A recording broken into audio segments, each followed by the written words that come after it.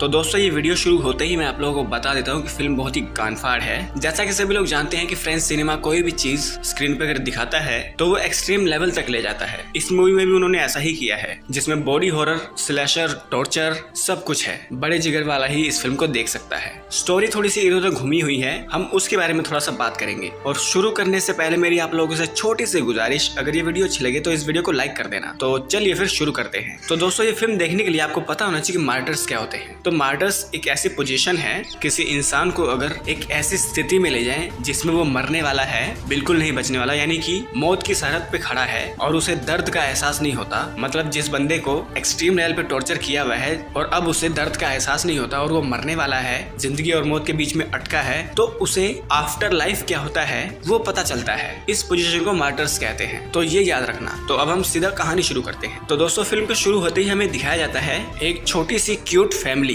जिसमें 18 साल का लड़का, 16 साल की लड़की और माँ बाप हैं। वो लोग बैठकर लंच कर रहे होते हैं, थोड़ी सी बातें कर रहे होते हैं इधर उधर की, और तभी दरवाजे पर कोई आता है। फादर जाते हैं दरवाजा खोलने, उधर से एक लड़की आकर फादर को उड़ा देती है। उसके बाद मदर आती है, मदर को भी ये लड़की उड़ा देती है, जिससे बच्ची देखकर अंदर भाग जाती है। और इस लड़की का नाम है लूसी। ये आती है, इससे इसका नाम पूछती है, एज पूछती है, ये बताता है। इसको चेयर पे बैठा कर इसके पेट में गोली मार देती है, जिससे उसके सारे नूडल इधर उधर फैल जाते हैं। फिर वो अंदर उस बच्ची को ढूंढने जाती है जो बेड के नीचे छुपी होती है।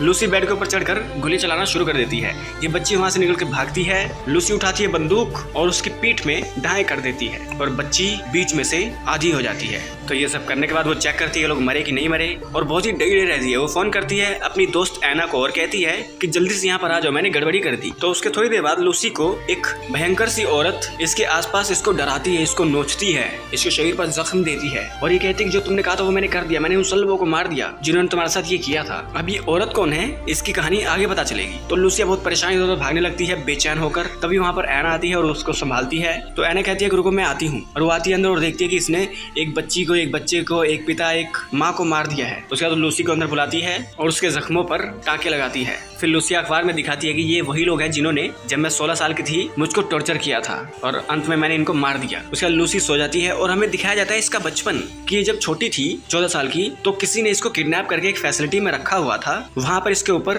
बहुत टॉर्चर होता था। सुबह इसको पतली टट्टी जैसा कुछ खिलाते थे, ये नहीं खाती थी तो इसको घुसे बसते थे, और दोपहर में कोई बंदा आकर इसको बहुत ही पीट के जाता था, और रात को कोई औरत उसकी सफाई करके जाती थी। तो एक दिन ये किसी तरीके से छूट गई और वहाँ से भागने लगी, और भागते हुए उसने देखा कि एक औरत उसका मुंह सिलकर उसको बिल्कुल वैसे करके तड़पा तड़पा के एक जगह और बांधा हुआ है। वो मदद की मांग करती है इस बच्ची से, लेकिन ये बच्ची इतनी डरी होती है लूसी, वो यहाँ से उसको छोड़कर भाग जाती है। इसे लगता है कि वो लड़की अब वो वही औरत है जिसको लूसी ने नहीं बचाया था। अब वो लूसी का पीछा आज भी करती है, उसे तड़पाती है कि मुझे नहीं बचाया, मुझे नहीं बचाया। तो यही वो औरत है, और इस घर में इसने जिसको मारा है वही हस्बैंड वाइफ है जो इसको टॉर्चर किया करते। तो इसने सोचा मैं इन दोनों को मार दूंगी तो शायद ये औरत मेरा पीछा छोड़ देगी, लेकिन ये औरत इसका पीछा छोड़ती नहीं है। जहाँ पर भी इसको बहुत तड़पाती है, उन सबके मरने के बाद भी ये उस औरत को कहती भी है कि मैंने उन सबको मार दिया जिन्होंने तुम्हें तड़पाया था, अब तो मेरा पीछा छोड़ दो। और तभी वो कुछ आवाजें सुनती है। एना उस औरत को उठाकर एक जगह पर ले जाने लगती है क्योंकि वो थोड़ी सी जिंदा है। तो लूसी देख लेती है और वो एक हथौड़ा ले आकर इस औरत को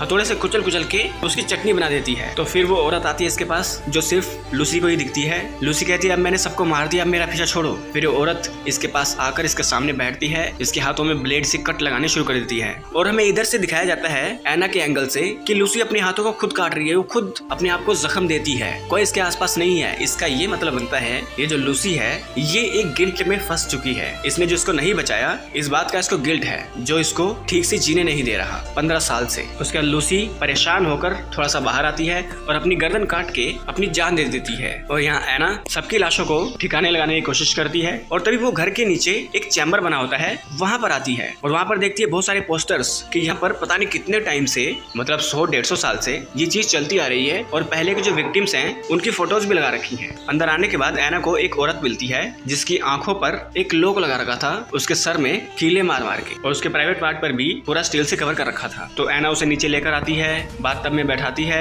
और धीरे धीरे उसके सारे हुक्स निकालती है, जिससे वो औरत खूनम खून हो जाती है, और वहाँ से छूटने के बाद अपने हाथों को चाकू से काटना शुरू करती है अपने फेस को दीवारों पर रगड़ती है और तभी यहाँ पर कोई आकर इस औरत को शूट कर देता है और एना को किडनैप करके उसी चैम्बर के नीचे ले जाते हैं और सबकी लाशों को जो यहाँ पर मर चुके हैं 6 लोग, उनको बड़े गड्ढे में दफन कर देते हैं। फिर एना के पास आती है हिप्पोपोटेमस और वो इस फिल्म की पूरी कहानी समझाने की कोशिश करती है। वो कहती है कि तुम्हारी जो दोस्त थी लूसी, उसके ऊपर हमने टॉर्चर शुरू किया जिससे वो एक ऐसी स्थिति में चली जाती जिससे उसको दर्द का एहसास नहीं होता और वो जिंदगी और मौत के बीच में खड़ी होती और आफ्टर लाइफ क्या होता है वो हमें बताती। पर अभी तक बहुत ही कम लोग हैं जो मार्टर्स बन पाए हैं। तुम्हारी दोस्त कमजोर थी, कुछ लोग मार्टर्स बन जाते हैं, कुछ लोग मर जाते हैं और कुछ लोगों का हाल तुम्हारी लूसी जैसा होता है, उन्हें औरतें दिखती हैं। और वो पुराने रिकॉर्ड्स दिखाती है एना को और कहती है अब तुम्हारे साथ भी ऐसा ही होगा। तो एना को एक चैम्बर में बांध दिया जाता है। सुबह उसको टट्टी जैसा कुछ खिलाया जाता है, नहीं खाती तो उसका सर ऊपर करके उसे झापड़ मारते हैं। और दोपहर में एक बंदा आता है,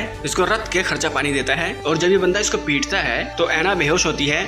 बेहोशी से उठा के पीट के फिर बेहोश करता है, फिर काफी देर तक उठाता है पीट कर और फिर पीट कर बेहोश कर देता है। और शाम को उसकी थोड़ी सी सफाई होती है और यही काम इसके साथ तकरीबन 6 महीने चलता है। सुबह सुबह उसका टट्टी जैसा खाना, दोपहर में खूब पिटाई और रात को थोड़ी सी सफाई। तो 6-7 महीने बाद वो एक ऐसी पोजीशन में पहुंच चुकी है जहां उसे दर्द का एहसास नहीं हो रहा है और उसे कुछ भी खिला रहे हैं वो खा ले रही है। और फिर आता है इस प्रोसेस का आखिरी प्रोसेस, स्किनिंग। जी हाँ, स्किनिंग। तो वो बंदा जो दोपहर में उसको खर्चा पानी देता है वो लूसी को एक मशीन में बांधता है और धीरे धीरे करके उसके बॉडी की सारी स्किन निकालता है फेस छोड़कर और उसे बांधकर लटका दिया जाता है। और हमें दिखाया जाता है कि ये मरी नहीं, अभी भी जिंदा है। ये डॉक्टर ऊपर जाता है, अपनी वाइफ से मिलता है और हमें पता चलता है ये दूसरा घर है और जहाँ ये कैद है ये दूसरा चैम्बर है। यानी कि लूसी जिस चैम्बर में कैद थी उस चैम्बर को वो मियां बीबी चला रहे थे जिनको लूसी ने स्टार्टिंग में मारा, और इस चैम्बर को ये मियां बीबी चला रहे हैं जो एना पर टॉर्चर कर रहे हैं। यानी कि इन लोगों का बहुत बड़ा कल्ट है, जगह जगह फैले हुए हैं, हस्बैंड वाइफ, उनके बच्चे। इनको एक बंदी या बंदा दे दिया गया है जिन पर ये लोग टॉर्चर करते हैं और मार्टर्स बनाने की कोशिश करते हैं। अभी औरत हिप्पोपोटेमस को फोन करती है और कहती है कि एना अब मार्टर्स बन चुकी है तो जल्दी आओ। और हमें दिखाई जाती है एना एकदम खोई आसमान में काफी देर से देख रही है और इस पोजीशन में ये लगभग 2.5 घंटे से है। तो हिप्पोपोटेमस उसके पास आती है और पूछती है कि बताओ मरने के बाद क्या होता है, तुम्हें क्या पता चला। तो एना हिप्पोपोटेमस के कान में कुछ कहती है। उसका हिप्पोपोटेमस अपने पूरे के पूरे कल्ट को ये बात बता देती है कि हमें पता चल चुका है आफ्टर लाइफ क्या होता है, तो आ जाओ। तो जो भी इस कल्ट के फाउंडर होते हैं वो सारे के सारे अमीर लोग ये जानने के लिए इस फैसिलिटी में आ जाते हैं और वहाँ का मैनेजर सबका स्वागत करता है। इधर में हिप्पोपोटेमस दिखाई जाती है जो तैयार हो रही होती है और तभी उसके पास मैनेजर आता है और कहता है क्या तुम मुझे पहले बता सकती हो कि आफ्टर लाइफ क्या होता है। तो हिप्पोपोटेमस कहती है मुझे तो पता चल गया कि मरने के बाद क्या होता है और अब तुम पता लगाते रहो। ये बात कह के हिप्पोपोटेमस अपने मुंह में गोली चबा के मर जाती है और हमें दिखाई जाती है मार्टर्स जो अब बोल भी नहीं सकती और कुछ ही समय में वो मर जाएगी और ये राज कि मरने के बाद क्या होता है इसके साथ ही चला जाएगा और ये कल्ट जैसा एना के साथ किया वैसा लोगों के साथ करते रहेंगे और ये चलता ही रहेगा, एंड नहीं होगा। तो दोस्तों यही थी इस फिल्म की कहानी जिसमें हमें दिखाया गया कि एक कल्ट है जो एक लड़का या लड़की को पकड़कर उसको एक्सट्रीम लेवल तक टॉर्चर करते हैं जब तक वो दर्द को महसूस करना ना भूल जाए, मौत और जिंदगी के बीच में कुछ पल ना बिता ले। ये सब करने के बाद उसे मार्टर्स बनाते हैं और उससे पूछते हैं कि मरने के बाद क्या होता है हमें बताओ। यही इस फिल्म का कॉन्सेप्ट है और फिल्म के अंदर काफी ज्यादा ब्रूटैलिटी है, टॉर्चर हद लेवल का है। ये सब आप देख सकते हो तो ही देखना। तो इस वीडियो को एंड करते हैं। अगर ये वीडियो अच्छी लगी तो इस वीडियो को लाइक कर दे, चैनल को सब्सक्राइब कर दे, बेल आइकन दबाएं ताकि अगली बार हम कोई वीडियो डालें आप लोगों के पास उसका नोटिफिकेशन आ जाए। तो मिलते हैं आप लोगों से अगली वीडियो में, तब तक के लिए नमस्कार।